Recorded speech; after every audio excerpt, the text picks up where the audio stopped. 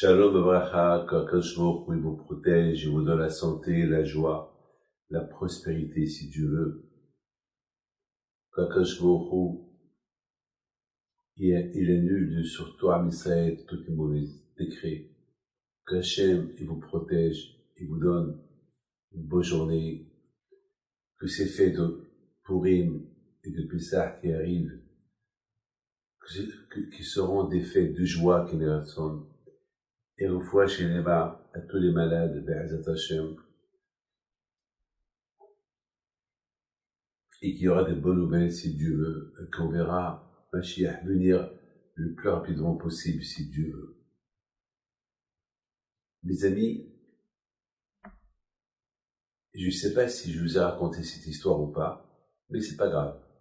Si je l'ai raconté, alors c'est pas grave de l'écouter encore une fois. Parce que j'ai beaucoup aimé cette histoire. C'est une histoire de Emouna, de Bitahun.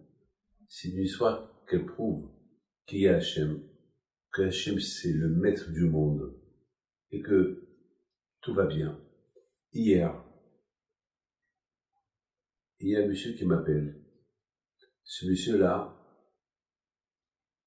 Baruch Hachem, le bon Dieu l'a donné 2 enfants.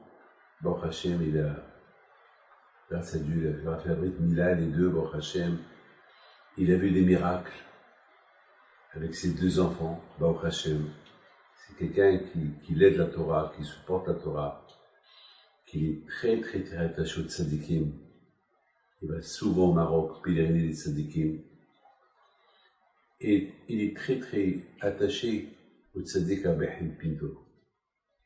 On est toujours en contact.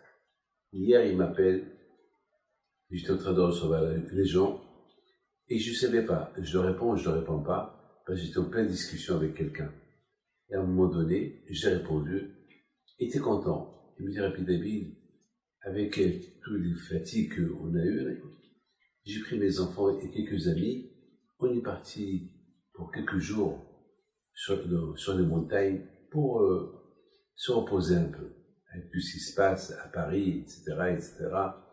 Donc, je dis, alors, bonnes vacances et faites attention. Il me dit, Rabbi David, je dois vous dire quelque chose. Vous connaissez, moi je suis très attaché au tzadikim. Je fais rien sans prier. Beaucoup de fois je vous appelle pour n'importe quoi. C'est ma émouna. Raconte-moi. Il me dit, lorsqu'on est arrivé là-bas, je voulais un signe d'Akadosh Baruch Hu que tout va bien. Vous savez, chaque année je vais aller le Abraham Pinto. Je vous appelle tout le temps. Mes frères sont toujours avec vous. On ne fait rien sans vous demander. Et là, je voulais une protection du tzaddik, parce que j'étais avec mes enfants, pour ne pas qu'on tombe, qu'on ne glisse pas, il y a la neige. Et je pensais à tous les tzaddikim. Et voilà, le bon Dieu m'envoie un signe. Alors je lui dis, quel signe? Il me dit, le monsieur qui devait s'occuper de nous pendant les 3-4 jours qu'on va être là-bas, sur les montagnes, il avait son nom sur son nom qui était comme qui était attaché sur son cou. J'ai dit son nom. Alors peut-être il s'appelle Pinto. Il m'a dit, et à part Pinto, comment il s'appelle? Je sais pas. Je ne peux pas imaginer Pinto. Le matin j'ai dit Robert, je sais pas. Alain, je sais pas. Il s'appelle Haïm Pinto. Il y avait mon fils. Là où tu vas, tu trouveras Haïm Pinto qui te protège. C'est bien, mes amis, pourquoi je raconte cette histoire? Pour vous dire, celui qui est attaché au tzadikim, et que tout ce qu'il fait par le mérite des tzadikim, il prie tout le temps. Alors quand je me lui envoie toujours les signes. Il y avait un rabbin à Manchester qui étudiait la Torah. Il avait 10 enfants. Et ses beaux-parents, ils ont commencé à lui crier, ça suffit. Il faut commencer maintenant à travailler. Ça y est, les enfants ils grandissent, il faut que tu apportes un peu de pain à ça, on ne peut pas t'aider tout le temps. Ça suffit. Alors il leur a dit, mais je ne peux pas travailler. Oui, ben, tu peux enseigner. Tu peux bien gagner ta vie. Tu étudies une demi-journée et tu enseignes une demi-journée. Il dit, mais j'aime la Torah. J'aime la Torah. Voilà, j'étudie avec mes enfants le soir. Non. C'est pour que tu gagnes un peu d'argent. Mais j'aime la Torah. Que le bon Dieu vous donne pour que vous continuez à me donner. Non. Il faut que tu commences à travailler. Bon. Il ne savait pas quoi faire. Il avait de la peine. Il avait encore le 11e enfant, le 2e enfant. Et ses parents et ses beaux-parents étaient derrière lui. Ce que tu fais, c'est pas normal. Hein.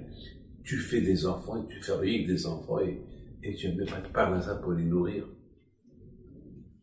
Et chaque fois, il répétait Hachem, Hachem il est grand. Hachem il n'abandonne pas ceux qui étudient la Torah. C'est pas tout le monde qui étudie la Torah. Il y a toujours des gens qui travaillent, mais c'est peu des gens qui étudient la Torah. Et moi, je suis avec ces peu-là. Son père sort, claque la porte. Quelques jours plus tard, le 13e enfant, il reçoit une convocation du palais de justice. Il a eu peur, il ne savait pas quoi faire. Qu'est-ce qui va se passer? Il va. Il va avec un avocat parce qu'il n'avait pas le droit d'aller tout seul.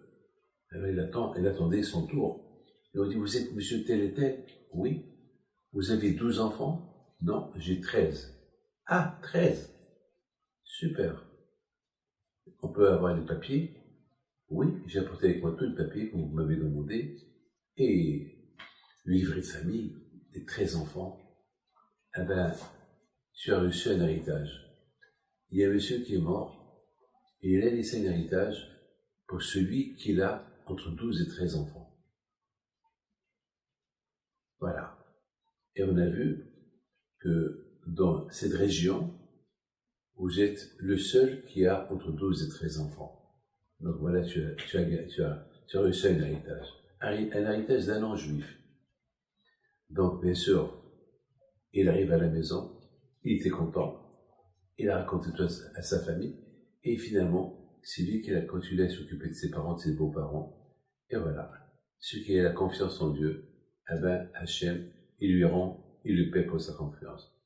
Mes amis, il ne faut pas oublier, et je vous répète encore, si vous avez la famille qui habite en Israël, il faut bien leur dire de ma part de voter pour le grand tzaddik, là-bas, vous avez Youssef Alav Shalom, son parti chasse. Et que je vous protège et vous donne à vous tous la santé. Bracha ve'atzlach. Amen. Karatzon.